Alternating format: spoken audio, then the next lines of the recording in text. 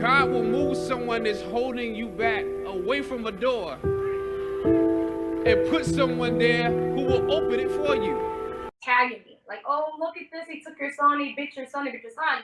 And at first, because the song is called Entrepreneur, so I didn't really pay much mind to it, because I'm like, that doesn't even sound like, you know, the same type of song. So I didn't really pay it no mind. So I was just like, oh, well, that's dope, like, cool, whatever. Like, I thought maybe the song was, like, around the same genre, but I didn't think it was a fight, because I didn't hear it yet. And days go by, people keep tagging me. So I'm like, no, let me go check this out. So I go to Pharrell's page, and I listen to the song, and I'm like, oh, hell no. You know what I'm saying? Because I'm like, dude, it's like 2 months after my song dropped, and they're saying black man, black man, black man. The views and opinions of this podcast are solely those of the host, and if you don't like what was said, Rose Gold did not approve of it. Let me give you a word of advice. Always bet on black.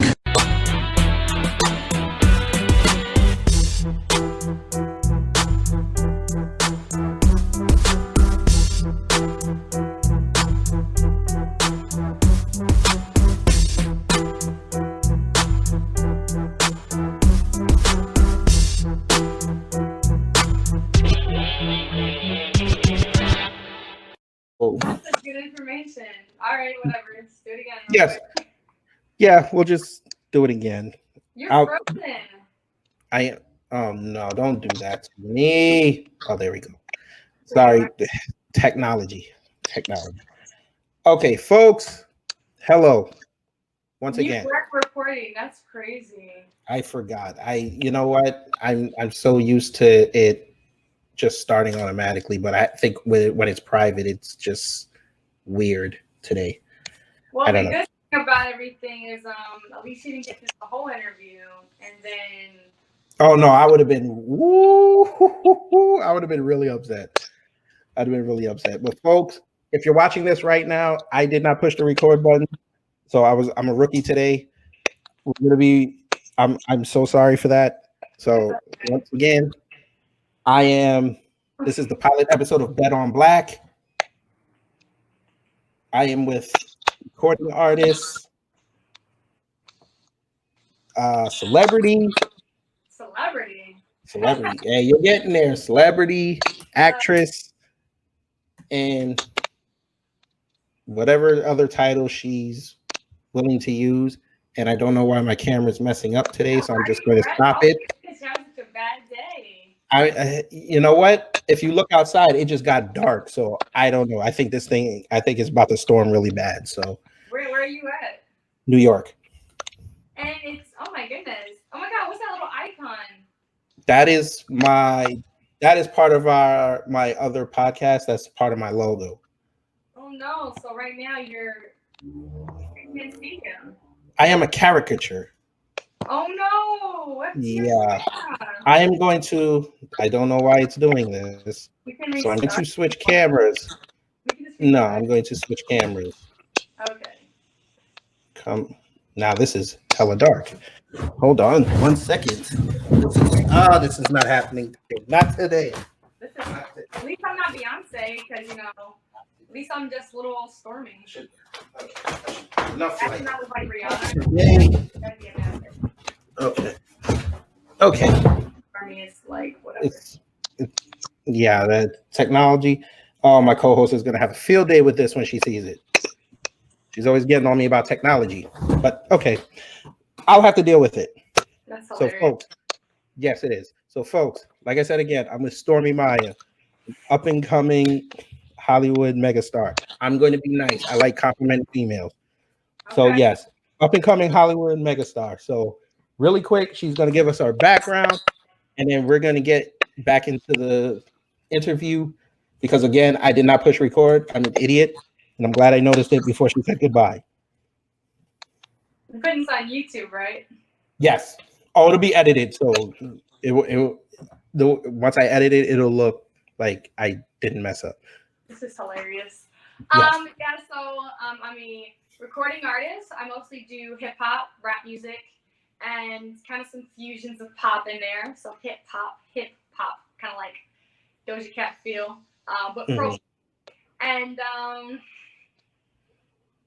I'm terrible. Ultra Black, unlike Doja Cat. Oh my God, that's what just Nas just dropped that, right? And Listen, be careful. You know how people like to take metaphors. Be careful. I give no fucks. Say no. I don't care. Okay. I have love for everybody. I think it's funny though. And yeah, so I'm also an actress, director, entrepreneur, just a Black woman trying to make it. And I'm out here just doing my thing. Apparently, yes, controversial. Yeah, that's fine. That's fine. Okay, so yes, folks, she was in the hit movie Hustlers, which, if you don't know, was about solicitation. Solicitation, that's a terrible description, but yeah. Okay, fine. It was about solicitation. It's about. I don't know the politically correct term for it. How I would say it, that somebody wouldn't look at it dirty. So it wasn't like solicitation. It was like, I don't know. Usually that means like prostituting. So, okay, so strip club, gangster chicks. I don't know. Okay, screen. Okay, so it's like the Players Club meets Set It Off, I guess, with the robbery. Because ooh, who shots? She said way better than way better than Set It Off. Of course, it's nothing like Set It Off. Set It Off is like angry movie. This is like really fun. It's like a comedy. Shots no, Set It Off is like really drama. It's more action. Hustlers is right. more comedy, you know. It's right. Lighthearted, you know. I mean, Will Ferrell is a producer, for God's sake, you know. It's not going to be that scary. It's more fun. Right. You know. He would play a good bad guy. Really? I think he would be good at a drama as a bad guy. Once comedians do like drama, it's over. It's hard for you to see. Like, I remember I saw Jim Carrey try to do a serious movie like that, and it just couldn't. Yeah. You know what I mean? Like they're so branded and funny. Like even before they do anything, you're like, this is gonna be a funny movie because of that person. Like, you ever seen like a preview? Well, Bernie Mac did it. Yeah. Bernie Mac did it. I mean, he was funny. He was funny, but he was also serious. His comedy is serious. Yeah, he's like, you know, motherfucker. Like, you know what I mean? Like, his comedy is serious. You know what I'm saying? Yeah. So it's different, you know? Yeah, it is different. He's not a goofy comedian. He's not goofy. So it's right. Right. Okay. So before we were talking about her. Before you press record? Before I press record. Oh man, I'm never gonna get into this. This is awesome. Are you recording now? Are you sure? Oh yeah, no. It's that I see the thing moving now. We're good. Yeah, no. We were talking about Black Man Magic. Her Black Man Magic. Yes, her hit song that's been making waves on the streaming apps, and I actually just downloaded it again on YouTube because for some reason YouTube's canceling Google Play. So yeah, so unfortunately, whatever the downloads I had, they said that unless it's in the library, it's gone. So it wasn't there, so I just re-downloaded it. So whatever. I like it though. I like the first line. I like that. Joe Budden, Joe Budden. I gotta shout out to him. He's really the one who helped me push that song because, like I said, we've been cool for 3 years and we never really talked that much. But he showed me a lot of love. He was the one who blasted my song out there. Because of him, it got a lot of people looking for it, checking for it. It got on the radio. Shout out to DJ K Slade. He got it on Hot 97, Sirius XM, Shade 45. Got on the BBC Radio 1. So because of those two guys, my song got a lot of plays. So shout out. And got a lot of love on the song. And I love it. Yeah, that's cool. They missed our whole feminist conversation. They missed everything we had. Yeah. Well, we can recap it for them. Okay. So we were discussing the fact that nowadays with this, I guess they call it the fourth wave of feminism now, you have more women exploring their sexuality out front. And of course, you're going to have in this advent of social media, everybody's going to have an opinion. And I was telling her that now you guys know that I have the little girl. I'm trying to get back to the balance of not, I appreciate women, but I'm also kind of critical depending on the situation. And she was explaining to me how a woman should be viewed in the world. So I'm going to let her quickly recap that because she gave me all the good jewels, but of course I didn't record it. So we gonna get this right, y'all. We gonna get this right. Well, basically, as we were talking about women and people in general who take something that's supposed to be positive and uplifting a group of people, and there's a lot of misconception within that. So feminism, besides, I have to be careful. Like I said, I have to be like pro-female because being a Black woman and being pro-Black, the feminist movement has its own history with us and bringing up the Black family. So I have to be careful as far as like when I say feminist, I more say like pro-female, pro-woman because the feminist movement has like a dark past as well. But let's just for entertainment purposes say that feminism, for the most part, is pro-female, pro-woman.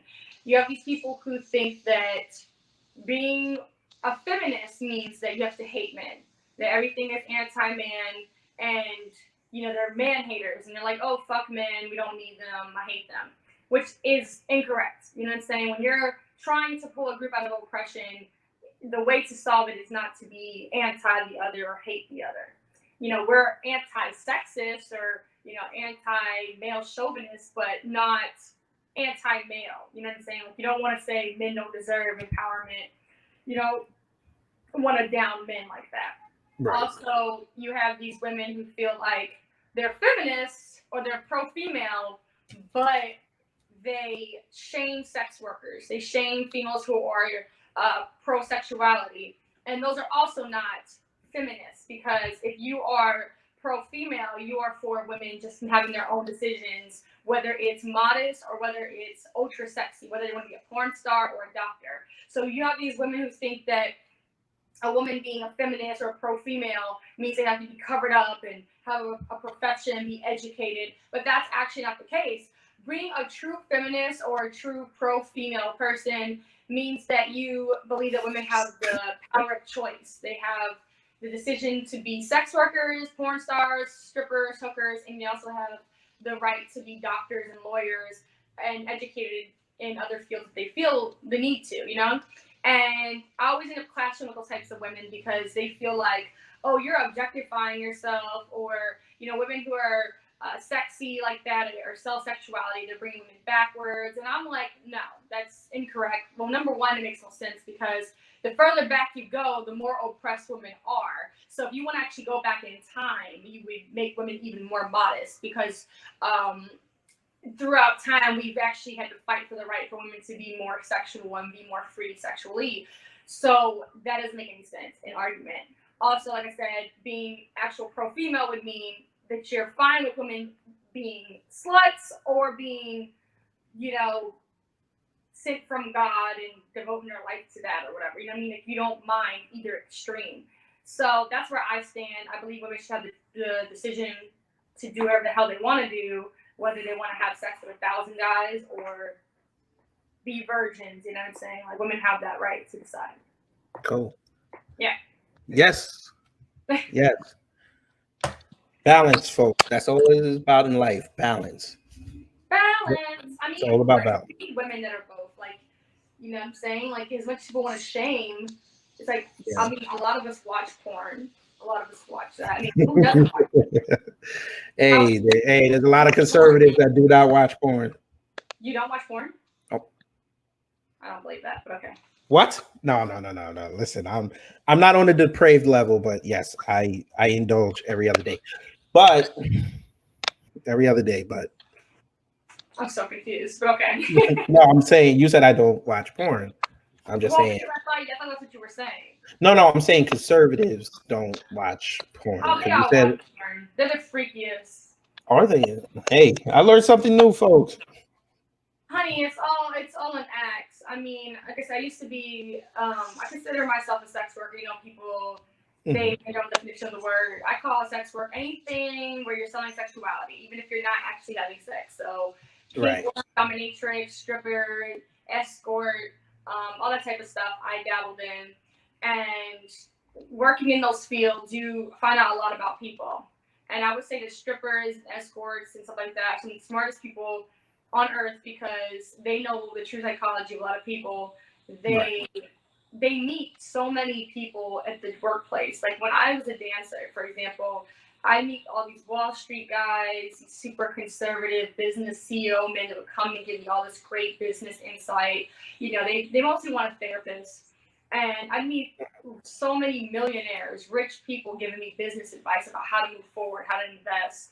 And when I was dominatrix and did like kink work, nothing but a bunch of successful, conservative, right-wing white men coming in there begging to get fucked in the ass for a dildo. So for the most part, that whole conservative thing is a whole facade, you know. So Okay.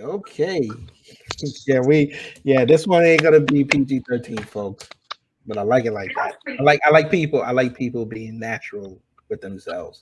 And y'all know me, I'm team natural. And since you don't see the video on the audio playback, she has a big old afro. No, they're gonna see both, but I'm saying some people don't watch the video. So I try to relay the audio to them. Yes, folks, she has a big old afro. Love it. Okay. I'm a froho. All right. So we were talking about balance between femininity and sexuality. Do you feel like you've found your balance, or do you feel like there's room for improvement? I think the balance is just your personal comfort, and I am a grown ass woman, and I'm comfortable with myself. And I sell sexuality in multiple forms, whether it's to sell my music or my projects, or you know, visually I just sell sexuality. But in my regular life, I'm very monogamous. I was married for 5 years. Now I'm in another relationship with my boyfriend that I've been with for almost 2 years now. So I'm a relationship person, regardless. So even when I was doing sex work all throughout New York and stuff like that, I was in a committed relationship for 5 years. So my balance is like that. That's my work. I sell sexuality and the visuals, and I like to have stability at home. So that's my balance. Okay. Cool. So when you did sex work, which was probably the most enjoyable part of it? Well, I still consider myself a sex worker because I still do online nudity. So like the OnlyFans thing on my own site, stormyhub.com. So I still sell sex in the form of media. So whether it's like pictures or videos or like audio clips, I still do that to this day. So I still consider myself a sex worker because that's still is sex work. And that's actually the most enjoyable for me because of the flexibility and the safety of it. When I was a dominatrix and did like kink work, it wasn't that enjoyable for me. At the time, I was like some teenage girl just trying to, it was a couple years ago, I was a teenage girl just trying to like, you know, make $1. And I was going into a world that I had to learn about. So I went in there not really understanding much about it. And I was taught real quick about how everything works. And it was fascinating, at least learning about a new world and learning about new kinks. And stripping was, I would say, the hardest. Stripping is extremely hard. It's extremely hard work. And I know that a lot of people probably look down on strippers, but it's a lot. I remember clubs where we had to work 12-hour shifts, wearing 6-inch heels, you know, dancing on stage every half hour, doing lap dances in these heels. You know, it's super expensive being a dancer. Like, you know, you go into the club, you got to pay like $200 to work, and you got to go and buy the clothes, you got to get the hair, the makeup. You have to, and this is like before you even step through the door. So it's like every day was like stressful as a dancer because, you know, you go into work about to pay about $200, and you're not even sure if what you're gonna make. Like sometimes it's really, really slow nights where you're not really making that much money, and you're like, damn, I just spent all this money coming here, and that's the risk you take, especially your time. And stripping was very stressful, like I said, like because some clubs be open till 8 a.m., 6 a.m. in Miami, and it was really hard because when I worked in Miami, we had to work 12 hours, and I get there 8 o'clock, with me till 8 in the morning, and you're just next on so many different people. You got to entertain people. You got to be super happy. You got to convince them to spend money, and it's a lot of work. It is, and there's tons of girls working there too that are basically kind of competition. So that was that. It's very physically grueling. It's a lot of working out. It's a lot of dancing. It's just exhausting. It's exhausting work. And so stripping, even though I made some decent money, it was definitely my least liked because it was just super tolling on my body. I would get home around 10 o'clock in the morning when I was in Florida. When I was in New York stripping, I'd get home around 6 in the morning. And it was just like really physically demanding. And then I would sleep pretty much all day because I would be exhausted. My feet would hurt. I had bruises on my body from dancing on the stage. So I would definitely say that now that I moved everything online and that I just sell content now, it's definitely more enjoyable because I'm able to do it in the comfort of my home. I'm able to keep my peace. I just basically do photo shoots all day, video shoots, and then I get to sit here and edit. And it's just way more comfortable, and I make a lot more money. It's a lot safer. And yeah, so. Okay. And last question before we start to wrap this up. So you said you were a director also, correct? Yes. Currently, I just finished a movie that I created called Shark, and it is an independent film. I wrote it and directed the film, and I'm starting to make the projects that I want to be a part of. So one thing people always talk about is typecasting in the industry. So I have no problem with typecasting because as long as I'm getting hired and paid, I don't give two shits. And as we know right now, all these platforms are mostly pushing very sexual, very pornographic type material. It's like nowadays to be an actor, you gotta be a porn star too. I'm sure you've noticed how crazy. Yeah. It's tough too because I write as well, and you got to kind of put a little bit of fantasy into your stuff. It's kind of a little OP now because back in the day, if you look a little scene them under the covers, now it's like full blown. So yeah, you got to see the back and everything. Yeah, it's pretty crazy. I've turned down a lot of roles actually for it. Like as much as I'm comfortable with my sexuality, my thing is the whole thing that makes sexuality empowering is you being in control of it. So just because I'm comfortable selling nude content online on my website does not mean I'm necessarily comfortable just being naked in a bunch of movies for subpar pay, in my opinion. Right. So it's up to me what my comfort is and what I want to put my nudity on. On top of it, I like to separate. Like, I'm trying to be an actor. I'm trying to get more serious roles. And, nowadays it's really hard because they just want you to do so much as an actor. They want you to make out with all these people. They want you to do all these nude scenes. And it's just like they don't pay you that much to do it. And it's just like, it just doesn't really seem that worth it. You know what I'm saying?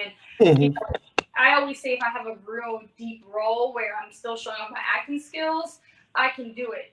But it gets kind of aggravating when like people want to call you in just for that. It's like, dude, for that, I'll just make a video and put it on Pornhub and make more money, So, I mean, keep it real because No, I understand. Yeah.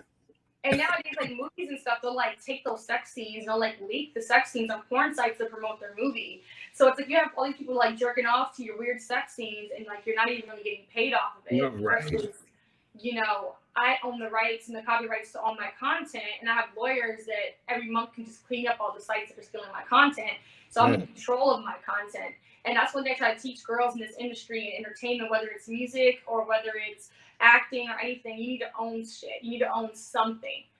Because, as you know, we have all these artists coming out from the 90s and the early 2000s, etc., complaining about how they don't own any of their music, how they're making any money off of everything. And that's the main problem is this industry will eat you alive. People will steal from you and take from you.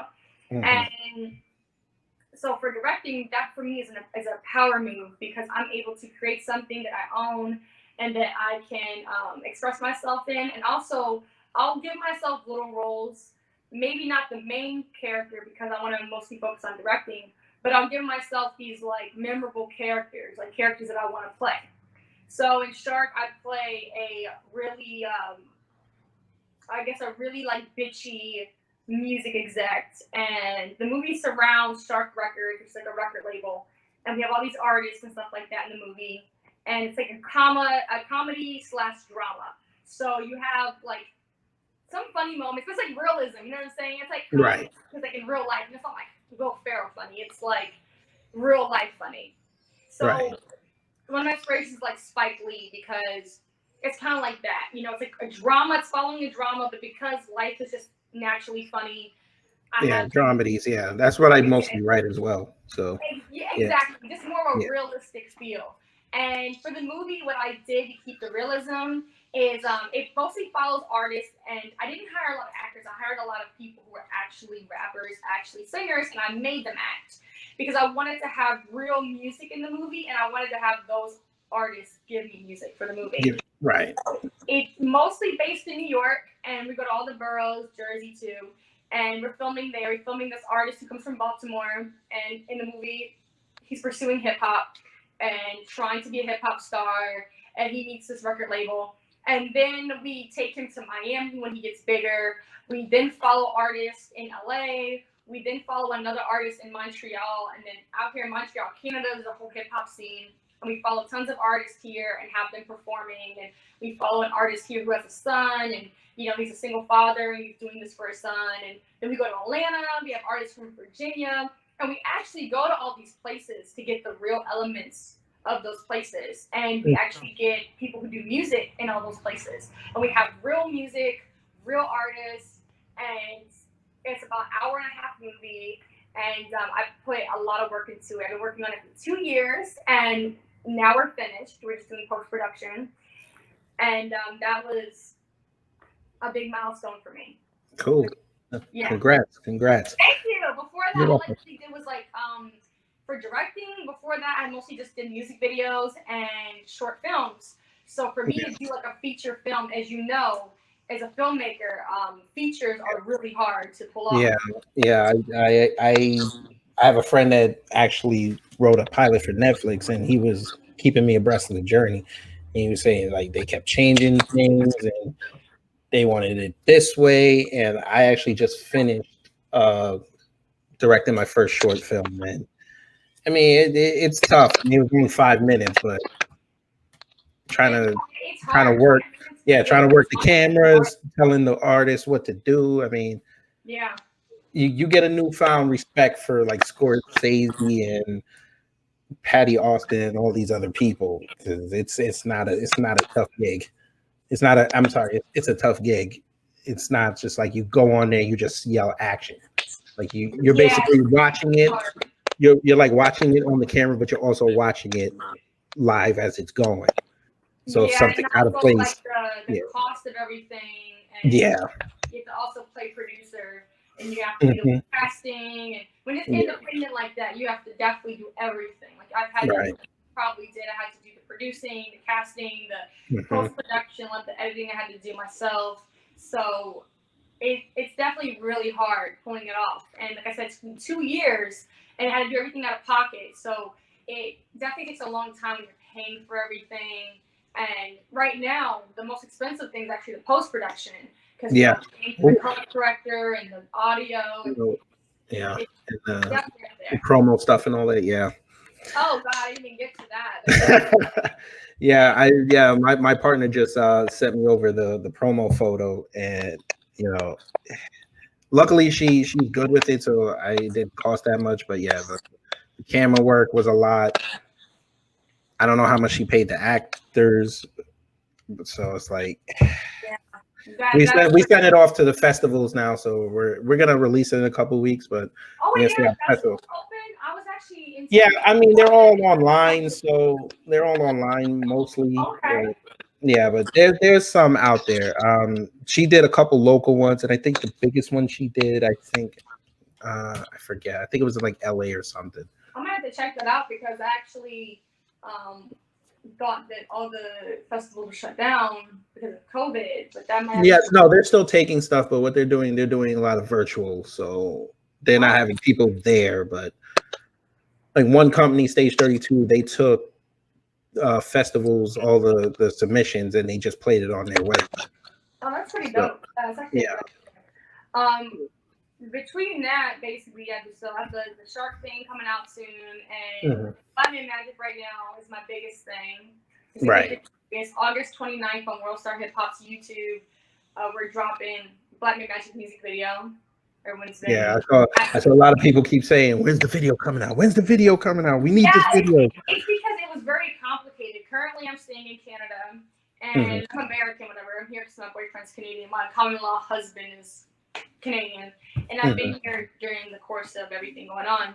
And we filmed a majority of it here, but because of the cultural significance, I wanted to also do America because everyone here is like Haitian or like Black French or something like that. So we have the same culturally, and I needed like a lot of people in the video who sounded different because people here have like really heavy accents and stuff. So I needed people in the States to still give me that flavor.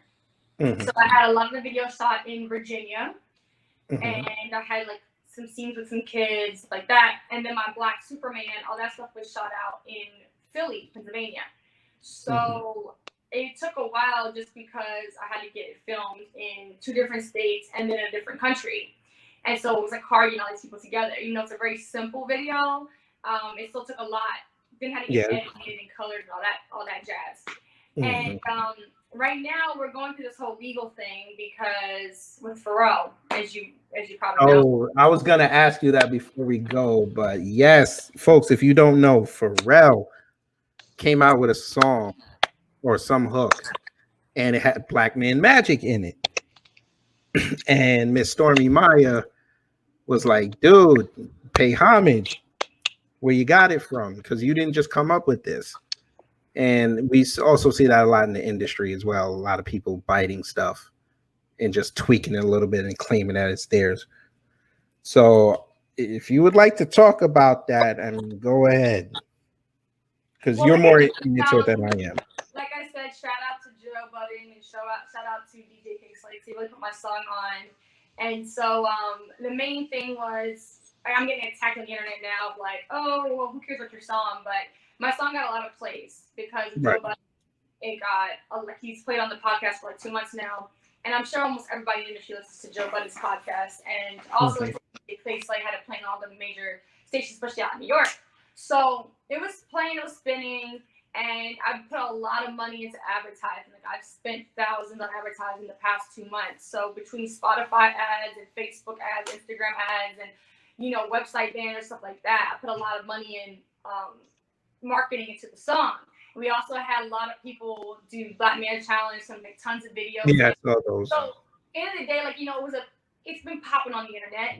It's clearly not Beyonce popping, but it's still popping for an independent artist. I'm 100% indie, so no label, nothing. So that was me pushing it myself. Anyway, so since we released the song Black Man Magic, like I said, Joe Budden's been playing it a lot. I have merch out, Black Man Magic merch. We've been buying it. And the whole thing of Black Man Magic and the song is like, go Black Man, go Black Man, go Black Man, go Black Man. And that's like more of like the tagline. The whole song's about Black men being dope. So we got go Black Man, go Black Man, go Black Man as the main tagline. We got Black Man Magic. So it just, at first I ignored it, right? Because I had all these fans and people, they kept tagging me. Like, oh, look at this. He took your son, he bit your son, he bit your son. And at first, because the song is called Entrepreneur, so I didn't really pay much mind to it because I'm like, that doesn't even sound like, the same type of song. So I didn't really pay it no mind. So I was just like, oh, well, that's dope. Like, cool, whatever. Like, I thought maybe the song was like around the same genre, but I didn't think it was a fight because I didn't hear it yet. And days go by, people keep tagging me. So I'm like, no, let me go check this out. So I go to Pharrell's page and I listen to the song and I'm like, oh, hell no. You know what I'm saying? Because I'm like, dude, it's like 2 months after my song dropped. And they're saying Black man, Black man, Black man, Black man, Black man, whatever. They just removed the go part. So I was like, that's kind of weird. You know what I'm saying? I'm like, that's kind of odd. Because the song is not even really supposed to be about Black men. The song is called Entrepreneur. It's supposed to be about just entrepreneurs, right? So in the video, too, it's like women and stuff, too. So I was just like, that's interesting. Then the part that really got me to be like, no, this is a clear bite, is when they started posting the billboards and the advertisement, where basically it was just Black man written over and over again. And the whole marketing that they're doing is just around the Black man part, which I'm like, that's kind of weird because your song is called Entrepreneur. but you actually just wanted to make a song called Black Man, and now everything's Black Man, Black Man, Black Man, Black Man, Black Man for all the advertisements. So I thought that was kind of weird because I'm like, okay. And like I said, this is right after my song dropped. I've been doing tons of marketing on the song, advertising, and for the first time, people really have heard that in rap music. Like, from a female, like, you know, there's some Black man positive songs, but this was like just about Black man, period. Like, this wasn't about Black people, it was about Black men. And it was Black man, Black man, Black man. And so it was like definitely really memorable for people because they really haven't heard it like that. And even through all the Black Lives Matter stuff, no one really had made a Black man focused song that was like positive and fun. And I wanted to make an anthem. It wasn't just about making a song about Black men. I wanted to be fun. I didn't want to talk about Black men dying. I didn't want to talk about Black men getting shot. I wanted something that was like you could play it at a 12-year-old birthday party. You know what I mean? Like, I didn't even make it sexual. I didn't talk about Black men having big dicks. I didn't talk about none of that. I wanted to just be like... Right, you just kept it straight positive. Exactly. I just wanted to be Black men are dope. Black man, Black man, Black man. So, yeah, he came out 2 months later with Black man, Black man, Black man, Black man. It's like the same hook. It's like mine is go Black man, go Black man, go Black man, go Black man. His is Black man, Black man, Black man. I'm like, yo, that's a clear... Wait, are you serious? So... I literally was like, dude. And then Joe Budden, like, you know, I hadn't even went public saying I was upset about it, but then Joe Budden had one of his podcasts and said, yo, like, he bit Stormi Maya, like, he clearly bit her, and he broke it down of, like, dude, like, he definitely heard the podcast or the radio, whatever, because, you know, because people want to come at me now and attack me because they're like, oh, well, he's a GOAT, he's famous, he's a celebrity. But he's a GOAT that stole songs. He's stolen hooks before, so. He's stolen tons of songs, like, no disrespect, but, like, if you look up his history. Yeah, Blurred Lines is his biggest bite. Yeah, Blurred Lines was the biggest bite. That was the big one, but, like, besides that, there's, like, it's like tons of hooks have been stolen, tons of things have been stolen, and it's cool. It's just that, end of the day, it's like when people want to attack me, it's more like, why would someone take from someone that's just as big as them? Why would you take from a superstar? That makes no sense. You're not going to take from a song that's on the Billboard 100, you know? Exactly. Like, you're not going to steal from Cardi B. You're not going to steal from Megan. You're not going to steal from someone that's, like, super famous under, like, Atlantic Records or Rock Nation because because of the scale they're on, you're going to immediately not get away with it. But... You know, I'm obviously an independent artist. I got 500,000 followers. I'm not like 20 million followers. And it's easy because, like I said, like, I don't have the same marketing power. So it's like, it's easy to take my shit. You know, it's tons of people who haven't heard my song yet. But I found that even more annoying. So I'm like, yo, I'm just trying to, like, make it. I'm just trying to, like, put a hit out there. I'm trying to put my name out there. You already got tons of hits. You already got your name out there. You're already a legend. You already have the industry respect. You know, don't take something from me that means so much to me. Like, this is literally my baby. Like, I've put so much money and time and energy into this. So to take that away from me, when people hear Black man, Black man, Black man, that was like what was associated with me and my positive song.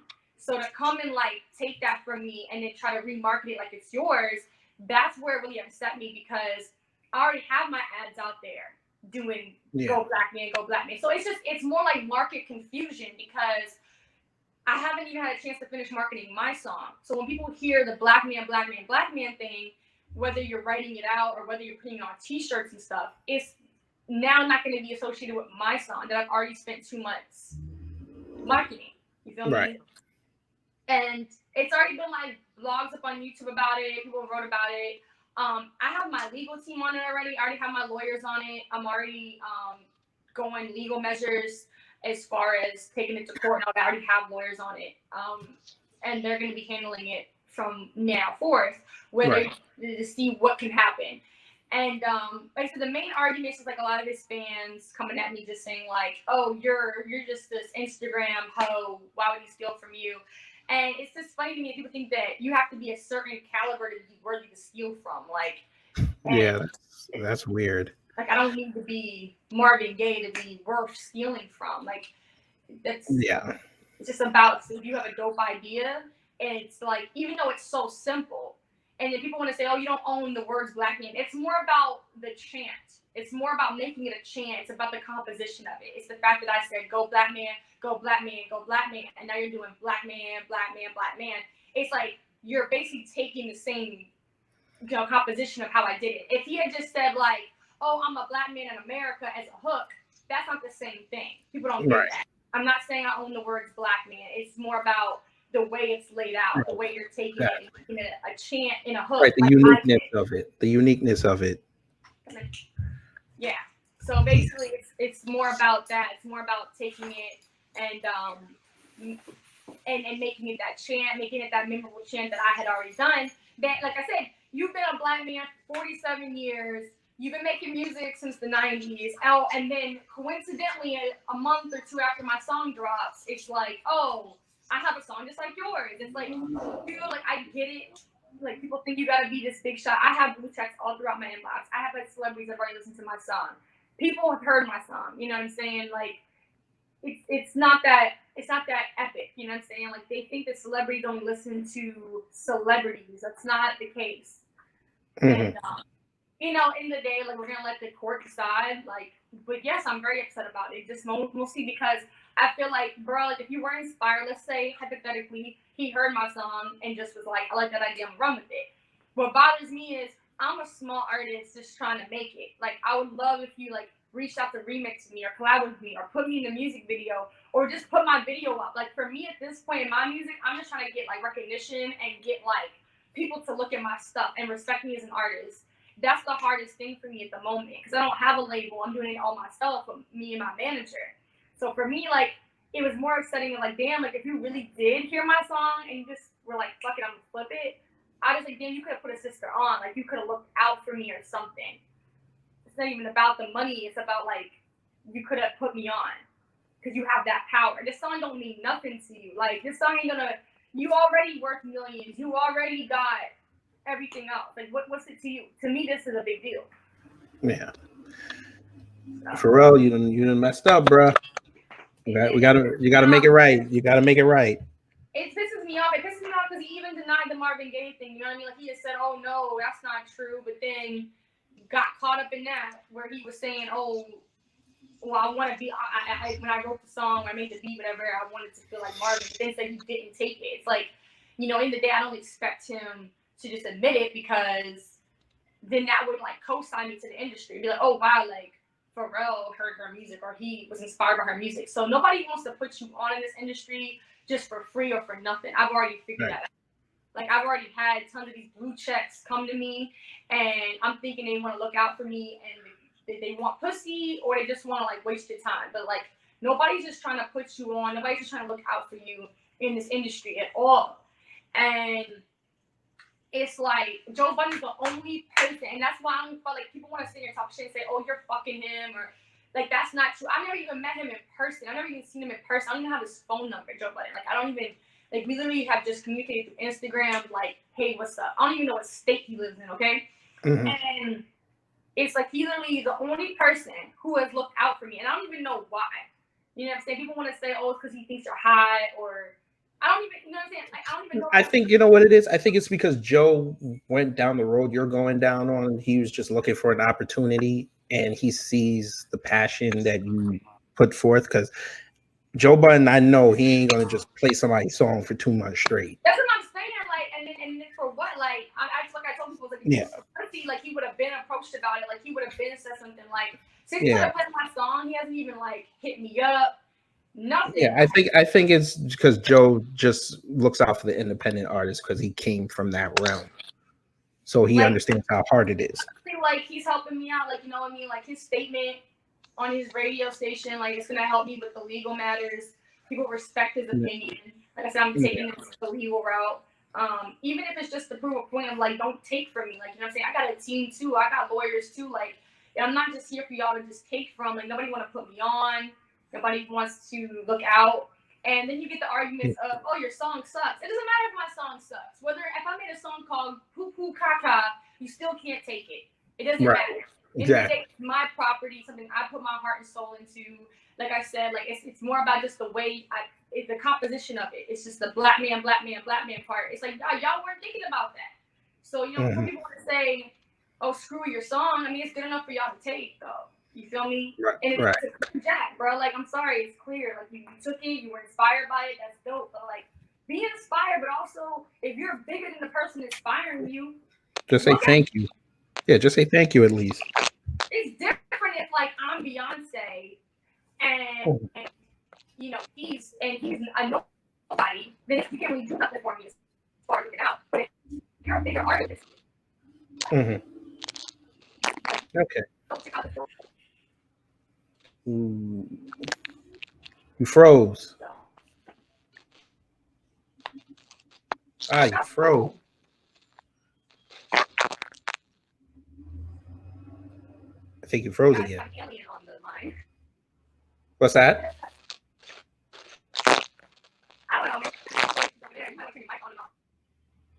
Canada's not working with you right now. Come on. Say something. Crap. Wait, is it? I don't think it's.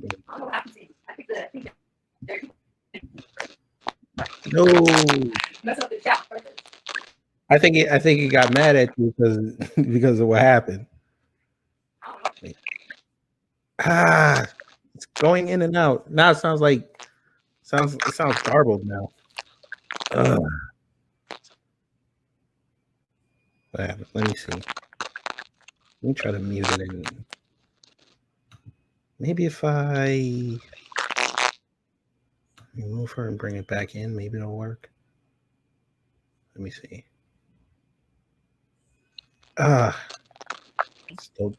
It's still doing it.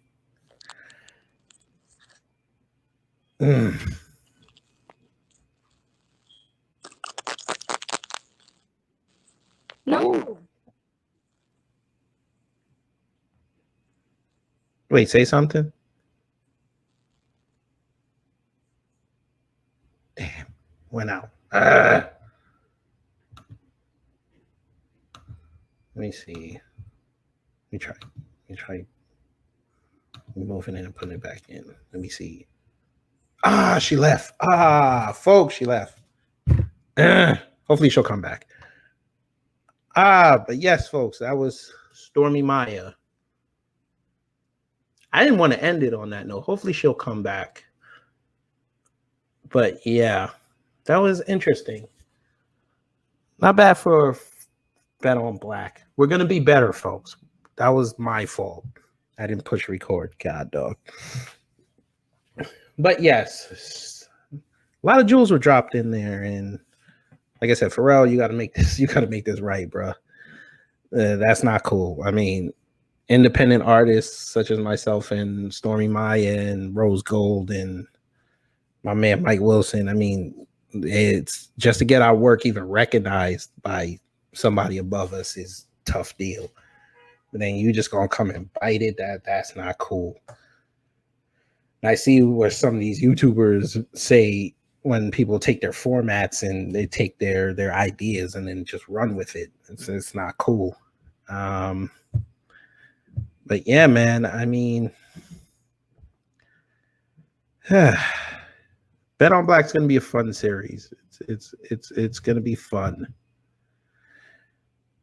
It's gonna be really fun because like I said, I want this show to be more positive based discussions and let people bring themselves out and bring people into their world, and especially Black folks. I want this to be a Black-centric platform because we don't get too many opportunities to express ourselves and really talk to people where we can just be open and honest, because we have these vulnerabilities that we don't want to show to the world. And I want this platform to be where you can exchange ideas with people that want to know more about you or people that are in similar lanes as you.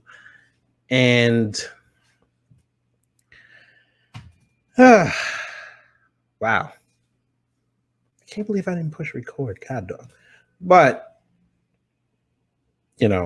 I don't know if she'll come back. I'm probably guessing not. So I'm going to end this stream and this audio. And that was the pilot episode of Bet on Black. Coming up next time on Bet on Black, she was a Hollywood executive, screenwriter. She's pretty much done every job in the industry. And I'm bringing her on to talk about the industry. And that's Miss Shannon E. Johnson, who also goes by the name The Professional Pen. And currently she's doing script consulting and workshops on screenwriting. And we're going to have her come in and do her expertise. And hopefully she can give the kids some valuable tips. But we'll see. So, folks, I'm going to go edit this the best I can. And we're going to have fun. And hopefully you'll support this show on all streaming apps, just like Beyond Borders, and also on the Kid Gravity Beyond YouTube channel. So take care. Stay happy. Stay safe. Go out and vote. Take care. See you later. Let me give you a word of advice. Always bet on black.